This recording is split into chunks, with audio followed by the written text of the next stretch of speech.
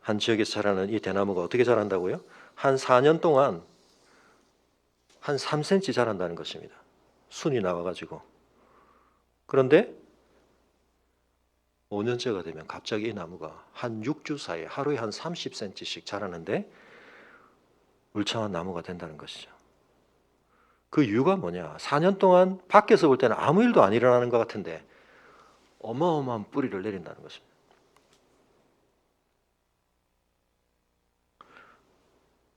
하나님의 구속 역사는 마치 모세와 영어 비슷합니다. 아브라함을 데리시고 25년 동안 하나님이 한 사람 데리시고 그렇게 펼치신 구속 역사를 통해서 하나님은 이 역사의 뿌리 깊은 죄악의 역사를 뒤집으시고 이 온 세상을 향한 하나님의 뜻, 하나님이 자 우리가 뭐뭐 하자 했는데 인간들이 그 구호를 낚아채 가지고 자기화해 가지고 하나님의 통치가 이루어지는 세상이 아니라 우리가 하고 싶은 대로 하고 사는 것이 행복이고 만족이다. 결혼 안에서도 그렇고요. 온 세상의 영역에 대해서 여러분 우리가 그 씨름을 해야 하는데 그 씨름의 가장 중요한 구심점 중에 하나가 가정입니다. 지난주 학개서 제가 송구영심에 마치면서 학개서 2장 18절에서 오늘이라고 하는 중요한 단어가 분수령이 된다고 말씀드렸는데 오늘 이전을 기억해보라. 그리고 오늘부터는 내가 이렇게 하겠다. 그 오늘의 내용이 뭐였습니까? 학개서 2장 18절에 송구영심에 들으신 분 하나님의 성전의 기초를 새로 놓는 그날 하나님의 성전의 주춧돌과 기초를 다시 다지는 그때 우리의 삶이 새로워진다. 우리의 삶의 뿌리가 하나님의 뜻과 제대로 닿는 순간 그냥 하나의 물리적 벽돌을 어딘가에 지대 놓는다는 얘기가 아니죠. 하나님의 뜻에 합당하게 우리의 삶이 연결되기 시작할 때 우리의 결혼 속에 하나님이 담아두신 본래의 뜻을 우리가 깨닫고 품기 시작할 때 그리고 그 결혼을 통해서 태어난 우리 모든 삶이 하나님이 본래적으로 의도하신 것들에 대해서 그건 이상이야. 현실은 그렇지 않아. 그렇게 말하지 않고 하나님의 뜻 앞에 우리가 무릎 꿇을 때 우리의 삶에 진정한 새로움이 일어난다는 것입니다. 예수님께서 창세기로 돌아가셔서 이 중요한 하나님의 의도를 다시 한번 회복시켜 내시면서 결혼에 관한 이야기를 하십니다. 여러분 다시 말씀드리지만 우리에게 너무나 근원적이었던 부모와의 연대라고 하는 우리의 생명 그래서 우리의 생명과 관련해서 굉장히 중요한 신체 부위가 어디라고요? 배꼽, 부모와의 연결성. 근데 그걸 떠나서 이제는 두 사람이 한 몸이 되는 이 계획 속에 하나님의 놀라운 언약이 있다는 것입니다. 이것은 하나님이 짝지어 주신 것으로서 사람이 나누지 못할 것이다. 이 결혼에 아직 이르지 못한 우리 자녀들에게 이 가치를 우리가 존중한다는 것이 적용될 수 있는 몇 가지 측면을 좀 말씀드리겠습니다. 첫째, 이성교제와 관련해서 오늘 다시 말씀드리지만 우리 목사님 너무 꽉 막히셨다. 시대를 잘 모르신다. 여러분 이 역사와 이 시대의 주인이신 하나님의 뜻에 우리를 맞추는 게 지혜이자 복입니다. 이성교제가 지금 여러분 결혼하고는 아무 상관없이 추구해도 괜찮은 것처럼 너무 많이 받아들여져 있습니다. 주의해야 합니다. 이성과 좋은 관계들을 맺을 수 있죠. 그러나 여러 다양한 이성들과 그들이 각각 가지고 있는 좋은 면들을 가지고 교제하는 것 얼마든지 할 수 있습니다. 그러나 마치 결혼을 하는 것처럼 그렇게 미리 구별된 어떤 마치 서로의 삶에 대해서 결혼을 모방하는 것과 같은 상태에 들어가는 것을 여러분 주의해야 합니다. 결혼에 대한 지향점을 아직 가지기 전에 제 말은 꽉 막힌 얘기가 아니고 여러분 하나님의 뜻에 대해서 활짝 열린 얘기라고 지난주에 말씀을 드렸는데 레디컬하죠. 여러분 이게 레디컬한 겁니다. 결혼 안에서만 성이라고 하는 것이 하나님의 복의 도구로서 부부의 진정한 연합을 가능하게 하는 너무나 소중한 것입니다. 아가서를 통해서 우리가 보고 있습니다. 근데 그걸 거기서 끄집어내도 아무 상관없다. 속지 마시기 바랍니다.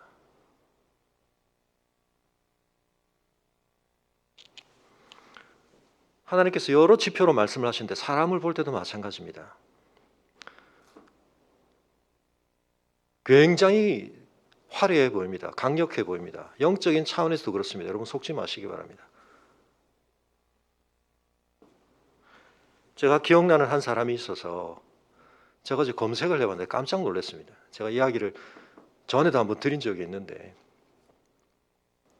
제가 대학 시절에 저희 대학교에 기독인 단체들이 함께 기독교 교수회와 함께해서 전도 집회 겸 부흥 집회를 한 적이 있는데, 첫날은 이동훈 목사님이 오셨고, 근데 다음 날은 교수회에서 추천하신 분이 오셨는데, 제가 이름은 거론하지 않겠습니다. 설교를 듣는데 이분이 뭐 영권, 물권 막 이러시면서 좀 이상하다 싶었는데, 이분이 각 대학마다 기독 교수회를 장악을 해가지고 이분들한테 영향력을 행사하면서 미국의 모 대학에서 선교학으로 박사를 받으셨어요. 그러니까 한국에 돌아와가지고 그런 활동들을 하시는데 교수님들이 껌뻑껌뻑 넘어가시는 거예요. 제가 왜 그분이 이상한 분이라고 알게 됐는가? 제가 담당하고 있던 그 당시 서울영동의 청년부의 한 자매가 리더였는데 이대에 다니고 있었습니다. 저한테 무슨 상담을 해왔는가? 그 목사님이 자기한테 결혼하자고 했다는 거예요. 여러분 여기서 알아봐야 되지 않습니까? 대번에? 근데 지금 이분이 보니까 여전히 활동을 하고, 제가 한동안 잊고 있었는데 어제 검색을 해보니까 여러분 우리나라 대통령이 무슨 기름 부음 의식을 했다. 지금 뭐 미국에서 가장 강력한 무슨 뭐 단체 총재가 됐다. 뭐 트럼프를 만날 수 있다. 어마어마한 분이 돼 있더라고요 지금.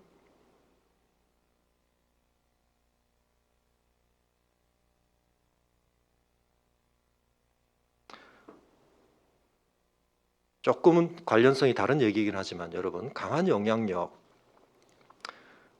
뿌리를 잘 봐야 됩니다.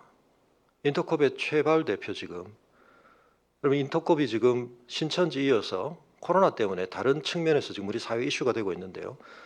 아프간 사태 때 사실은 배은규 목사님하고 저는 청년 지도하면서 인터컵이 한편은 또 장점이 있기는 하지만 선교적인 측면에 있어서, 그리고 사실은 신학적으로 성령론이나 여러 가지 면에서 좀 점검이 많이 필요하다.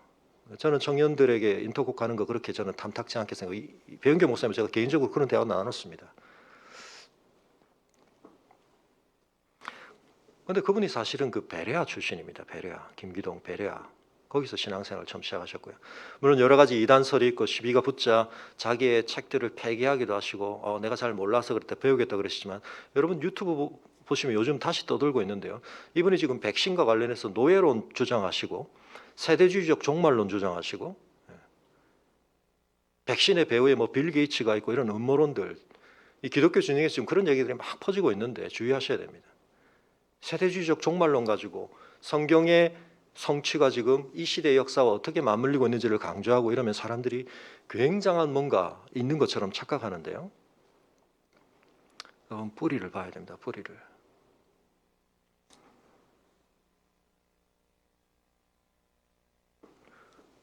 밖으로 잎이 무성해 보이고 열매가 엄청나 보이지만 그 뿌리가 정말 하나님의 뜻에 닿아 있는가? 여러분 결혼은 속일 수 없습니다. 결혼은 정직하게 우리가 드러납니다.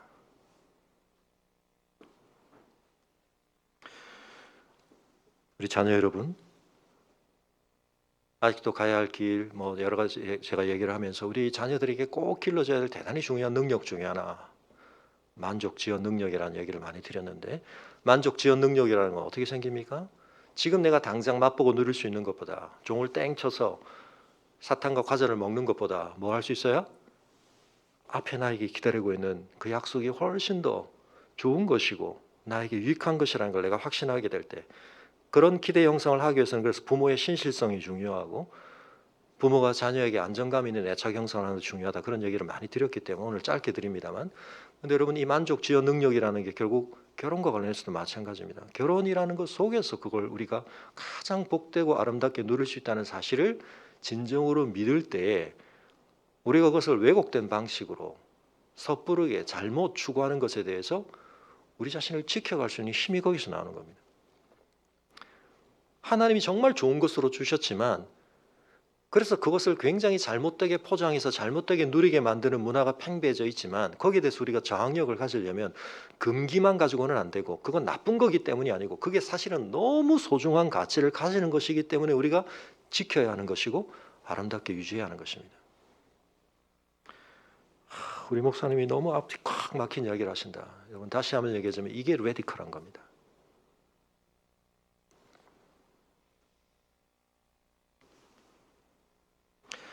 결혼관계 안에 있는 분들 다시 한번 말씀드리지만 이 부부의 연합이라는 것은 삼위일체의 연합을 모방하는 것이기 때문에 우리의 죄가 가져다주는 이기심의 분리를 최대한 극복하는 방향으로 가야 됩니다.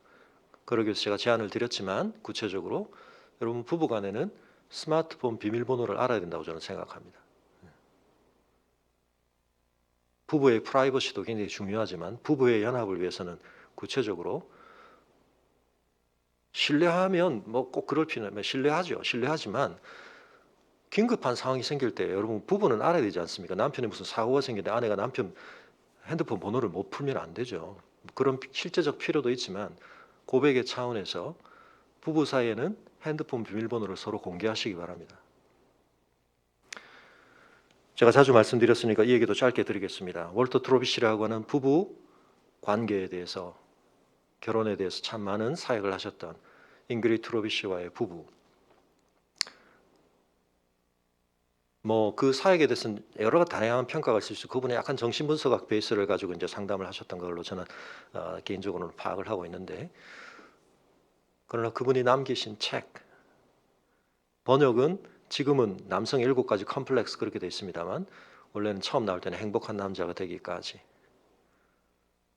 아내가 여성이 된 기쁨이라는 책을 썼습니다. 이 책 제가 우리 북스터디 시간 했었는데 우리 여성 집사님들이 좀 너무 놀라시는 것 같아서 제가 그 다음에는 다시 안 했는데 거기 보면 한 여성이 몸으로 경험하게 되는 온갖 과정들, 결혼으로부터 출산, 또 폐경과 노년에 이르기까지 또 거기는 굉장히 부부 생활의 관계에 대한 여러 측면들도 생생하게 좀 담겨 있고요. 여성으로 살아가는 것이 굉장히 힘들고 어렵기는 하지만 그리스도 안에서 구속된 여성에게는 사실은 자기 존재를 온전히 받아들이면서 누릴 수 있는 참 많은 기쁨이 있다는 걸 쓰자 남편이 The Misunderstood Man, 남자는 되게 더 많은 걸 누리는 것 같지만 사실은 진정한 남성으로서의 성장에는 굉장히 많은 숙제들이 있고 어려움이 있고 또 그런 것들에 있어서 남자들은 자기를 여러 가지 형태로 가장하는 7가지 그 가면에 대한 이야기가 나옵니다. 그런 걸 썼는데 중요한 건 내용도 중요하지만 그 책의 출판 자체 월터 트로비시가 그 책을 완성하지 못하고 죽었습니다. 총 3부로 구성되는데 1부만 제대로 완성을 하고 그런데 어떻게 그 책이 나올 수 있었느냐? 아내가 완성을 한 것입니다. 골경만 남겨놓은 남편의 아이디어를 받아들여서 남편의 생각을 그리고 남편의 필치를 더듬혀서 한 사람이 쓴 책처럼 완성을 해냈습니다. 그게 뭐죠? 남녀가 한 몸이 되는 모습입니다. 부부의 연합의 모습입니다. 어떻게 그럴 수 있었을까?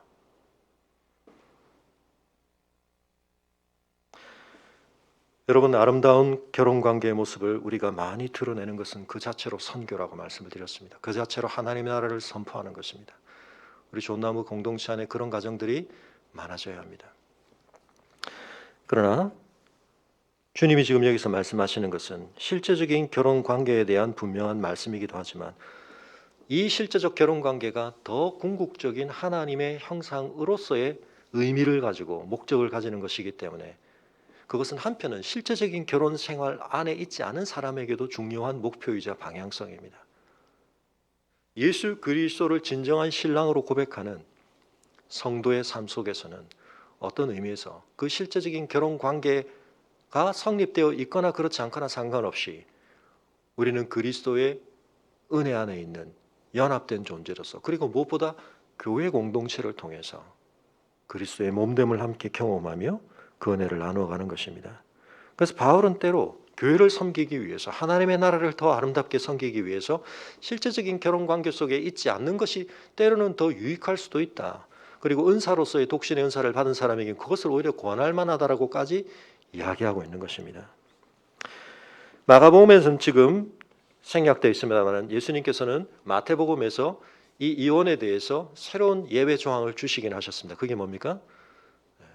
이 부부의 언약, 한몸된 언약을 깨트리는 죄에 대해서 예외 조항을 주십니다.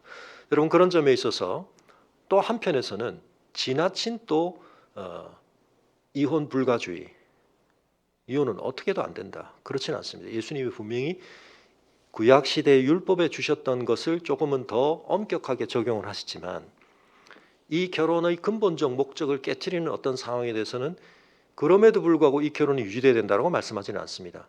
물론 배우자의 어떤 그런 부정이 있었다 할지라도 그것을 더 호세아서처럼 품고 가겠다라는 결단과 또 그런 은혜가 임한다면 그 가정 안에도 회복이 있을 수 있다라는 점에 대해서 우리가 열려 있어야 하겠지만, 그리고 그 구절을 두고 이제 이혼이 하나님 앞에서 합당하게 성립될 수 있는 또 다른 조건들이 무엇이 있을까에 대한 신학적인 논쟁들에 대해서도 우리가 한편은 주의를 기울여 볼 필요가 있습니다만, 그러나 다시 원칙으로 돌아가서 이혼은 가능한 한 하나님 앞에서 우리가 피하려고 하는 것이 방향성이다. 심지어는 우리가 고린도전서에서도 봤습니다마는 불신 상태에서 결혼을 해 있다가 한 사람의 배우자가 먼저 믿음을 갖게 되었을 때 상대편 배우자가 불신자라는 이유만으로는 이혼이 안 된다. 그게 성경의 가르침입니다.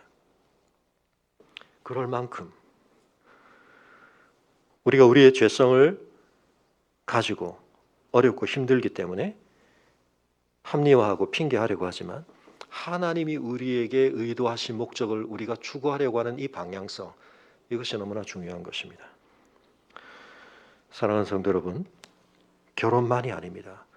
우리의 삶 전부를 향한 하나님의 뜻 앞에서 우리의 삶을 성전으로 세워가려고 할 때 여러분, 사단은 그것을 무의미하다고 말하고 범패스러운 것이라고 말하고, 그렇지 않으면 훨씬 더 우리의 삶에 많은 만족이 있다고 말하지만 우리는 하나님의 약속을 바라보며 가야 합니다. 아가서에서 포도원을 허무는 작은 여우를 잡으라고 말하는데요, 이 연합관계를 깨트리는 많은 것들에 대해서 주의를 해야 합니다. 앞서 말씀드렸던 것처럼 부부간에 있어서 여러분 벽을 만들지 않도록 주의하시고, 특별히 하나님께서 결혼관계 안에서 아름답게 누리도록 아가서를 통해서 우리가 보고 있는 이런 것들을 결혼 밖으로 끄집어내어서 우리에게 경험케 하려고 하는 많은 문화에 대해서, 특별히 음란한 문화에 대해서 여러분 그리스도인들은 반드시 분명한 태도를 가져야 합니다. 여러분, 에베소서 5장으로 잠깐만 다시 한번 가보시죠. 지난주에 말씀드렸던 에베소서에서 뭐라고 말씀하십니까?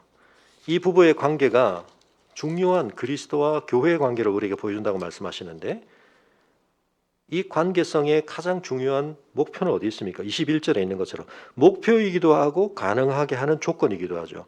서로가 피차복종한다. 여러분, 이 피차복종함이 가능하게 되는 토양은 뭡니까? 그리스도를 경외함으로입니다. 그리스도를 경외하기 때문에, 그리스도의 다스림 속에 있기 때문에 피차복종이 가능해지는 것입니다. 그리고 이렇게 우리가 서로를 사랑하고자 해 나가게 될 때 그 속에는 정결함이 있어야 합니다. 거룩함이 있어야 합니다. 술 취함이 아니라 성령의 충만함이 있어야 합니다. 그 15절이 18절이 말하는 바입니다. 5장에서 우리는 이 모든 결혼관계 속에서 하나님이 의도하신 거룩함을 누려가기 위해서 정결함을 추구해 가야 하는 것이죠. 그런 점에 있어서 우리에게 많은 씨름거리들이 있습니다. 여러분, 드라마를 보고 부부관계를 배우시면 안 됩니다. 그리스도의 은혜 안에서, 그리스도의 사랑을 바라보면서 우리 안에서 어디에서 구멍이 나 있는가, 어떤 뿌리가 지금 약화되어 있는가 우리가 보고 점검하고 하나님의 은혜를 구해야 할 것입니다.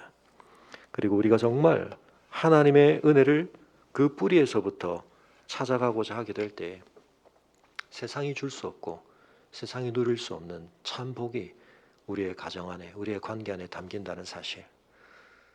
오늘 나무 모임 설교에서도 나왔지만 우리 사회에서 지금 굉장히 문제가 되고 있는 이 다음 본문의 주제이기도 한 우리 어린아이들을 우리가 어떻게 대해야 할 것인가, 가정 안에서 이 문제와 더불어서, 그러나 가장 중요한 고리는 부부의 연합 속에 있다는 사실을 기억하실 수 있기를 바랍니다.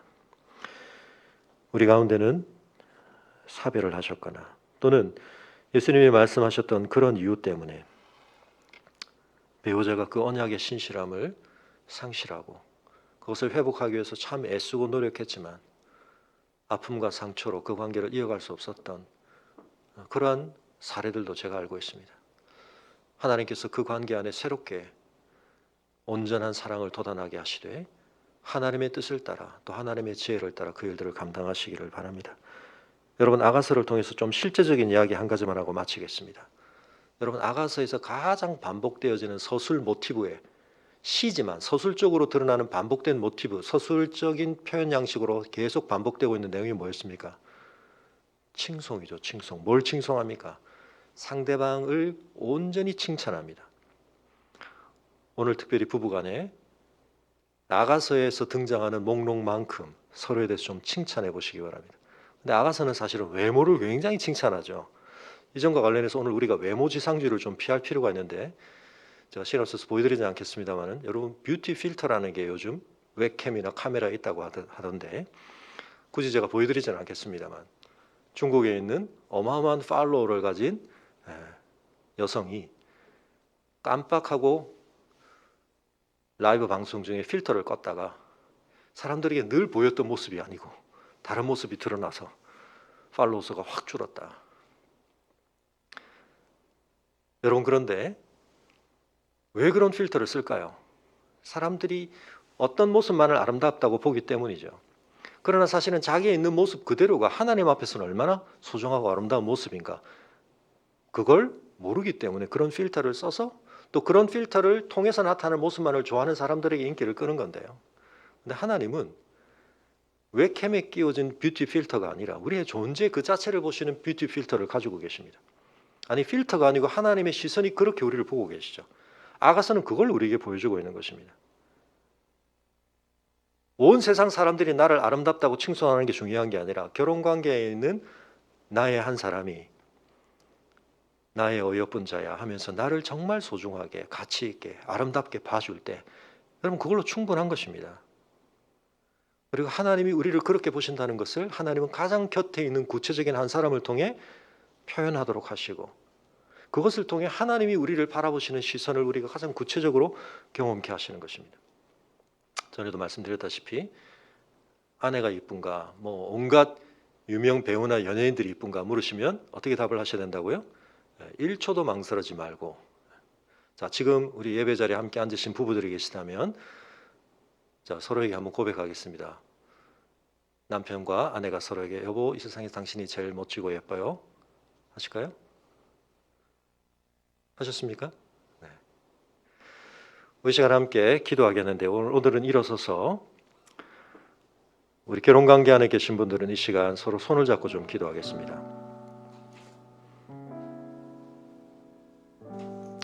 자녀들이 보는 앞에 좀 쑥스러우실 수 있지만 결혼의 제정제 되신 하나님 앞에서 저희의 결혼관계가 혹시 다락방에 82년 동안 방치되었던 꽃병 같지 않은지, 그냥 이게 결혼이지 뭐 다른 게 뭐가 있어, 우리가 그렇게 교만하게 살아오지 않았는지, 하나님의 의도 속에 있는 모든 목적을 우리가 회복하기를 원할 때 이 근원적인 결혼관계 안에서부터 그 일은 시작되어야 됩니다. 우리가 주고받은 상처가 무엇이고 쉽게 지워지지 않는 우리의 기억과 경험들이 무엇이든지 오늘부터 이 성전의 새 주춧돌을 다시 놓겠습니다. 하나님의 뜻 앞에 우리의 이기심을 내려놓고 바벨탑을 쌓고 그것을 괜찮게 여기는 우리의 죄성의 방향성이 아니라 한 명의 자식도 없지만 갈 바를 알지 못하지만 하나님의 약속을 따라 본토 친척 아비집을 떠났던 아브라함처럼 믿음의 걸음으로 하나님의 축복을 향해 다시 나아가겠습니다. 겸손한 마음으로 하나님을 의지하는 마음으로 이 메마른 결혼관계 안에 에스겔 골짜기처럼 죽어지고 마른 뼈처럼 흩어져 버린 소망 없어 보이는 우리의 관계 속에 그러나 하나님이 뭘 의도하시는지 그걸 우리가 알아가고 초점 맞추고 그 앞에 씨름할 때 하나님이 그 속에서만 누리게 하시는 이 세상의 그 누구의 손길과 시선을 통해서도 경험할 수 없는 하나님의 인정과 하나님의 충만한 사랑을 다시 맛보는 결혼관계. 그래서 그 속에서 하나님 나라의 아름다운 역동적인 섬김과 나눔과 이 세상을 새롭게 하는 하나님의 통치의 역사가 가정 안에 있는 우리의 자녀들로부터 온 세상으로 흘러가는 아름다운 주님의 성전 될 수 있도록, 에스겔의 환상이 보여주는 온 세상을 소송케 하는 그 물이 흘러나오는 성전처럼 우리의 성전을 새롭게 하여 주옵소서. 함께 기도하겠습니다.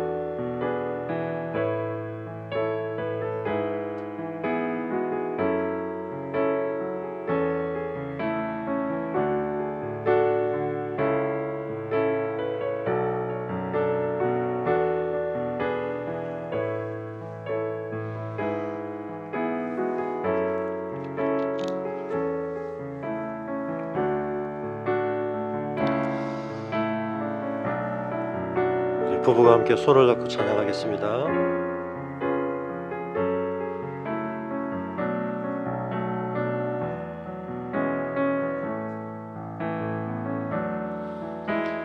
주님 큰 영광 받으소서. 홀로 찬양 받으소서. 모든 이름 위에 뛰어난 그 이름, 온 땅과 하늘이 다 찬양해. 겸손하게 우리 무릎 꿇고 주 이름 앞에 영광 돌리세. 모두 절하세. 독생자 예수 주님께 찬양 드리리. 모든 영광과 존귀와 능력 받으소서. 받으소서. 영광과 존귀와 능력 받으소서. 받으소서.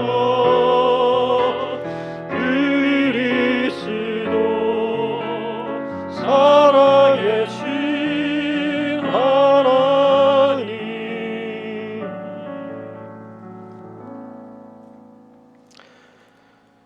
2021년 저희의 삶을 하나님 앞에 다시금 새롭게 성전으로 재건하고 회복해 가기를 원합니다. 우리 존재의 뿌리 되신 하나님의 뜻과 그 어떤 가치와도 바꿀 수 없는 하나님의 영광을 바라보며 나아가기를 원합니다. 하나님의 언약 속에 담아주신 뜻을 헤아려 가며 하나님이 우리에게 보여주시는 비전의 약속을 믿음으로 붙들고 걸음을 내디뎌 가기를 원합니다. 그것이 실제적인 저희의 가정 속에서, 부부의 관계 속에서부터 이루어지기를 소원합니다. 또한 더 이상 그러한 실제적 부부관계를 누릴 수 없거나 아직 그 속에 있지 않은 우리들에게도 그리스도의 신부된 우리의 정체성에 합당하게, 또 우리에게 놀랍게 그 참된 연합에 털어주신 교회 공동체 안의 지체됨을 통하여서, 특별히 내일부터 시작되어지는 통독을 통해서 우리가 서로 말씀을 나누는 가운데 나 홀로는 감당할 수 없는 것들을, 또 나 혼자 안에서는 누릴 수 없던 것들을 감당케 하시고 누리게 하시는 우리의 관계 속에 하나님이 담아두신 비밀들을 경외받는 교회가 될 수 있도록 도와주시옵소서. 우리의 마음속에 우리의 죄성으로 인해 어그러지고 또 손상된 많은 것들, 부부의 관계를 통해 공동체의 그리스도의 몸됨을 통해 극복해 가게 하시고, 어렵고 힘들지만 주께서 그 관계 안에 약속하신 소중한 것들 누려감으로 주님, 저희가 이 세상 속에 아름다운 하나님의 성전으로 함께 지어져감을 통하여 주님의 나라를 증거하게 하여 주시옵소서.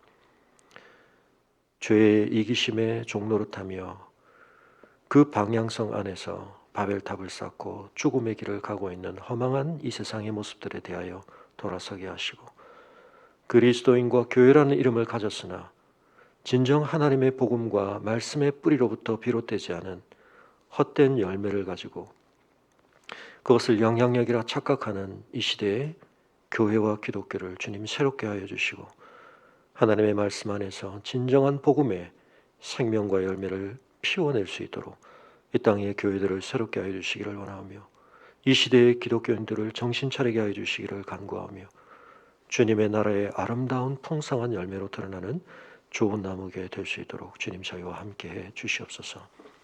이제는 우리 주 예수 그리스도의 은혜와 우리 아버지 하나님의 그 크신 사랑과 성령의 감화 감동 교통하심이 우리 존재와 우리의 생명의 뿌리 되신 하나님 앞에 믿음과 순종의 깊은 뿌리를 내리며 결혼관계 안에서부터 가정에서부터 우리의 온 삶을 하나님의 참 성전으로 세워가기를 열망하는 주의 성도들의 걸음과 그 결단 위에 영원토록 함께 하시기를 간절히 축원하옵나이다. 아멘.